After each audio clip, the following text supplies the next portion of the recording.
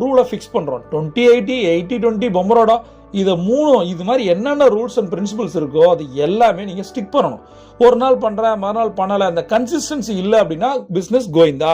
6வது டிப் என்ன அப்படின்னா, மல்டி டாஸ்கிங்கிறத ரொம்ப ரொம்ப நம்பவே கூடாது. மல்டி டாஸ்கிங் எப்போ பண்ணணும்?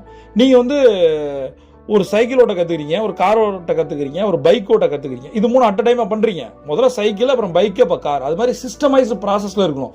மல்டி டாஸ்கிங் பண்ணுறதுக்கு உங்களுடைய முதல் பிஸ்னஸில் ஓவரால் ப்ராஃபிட்டு 80% அதுலேருந்து டர்ன் ஓவர் ப்ராஃபிட் வரணும். அப்போ தான் செகண்ட் பிஸ்னஸ் போகணும். அப்போ 80% நேரத்தை ஒதுக்கிட்டு 20% செகண்ட் பிஸ்னஸ் ஆரம்பிக்கணும். அதுக்கு ஒரு 40% டைம் கொடுக்கணும். அதுக்கப்புறம் தான் தேர்ட் பிஸ்னஸ். இந்த மாதிரி பண்ணுறதுக்கு பேர் தான் மல்டி டாஸ்கிங்.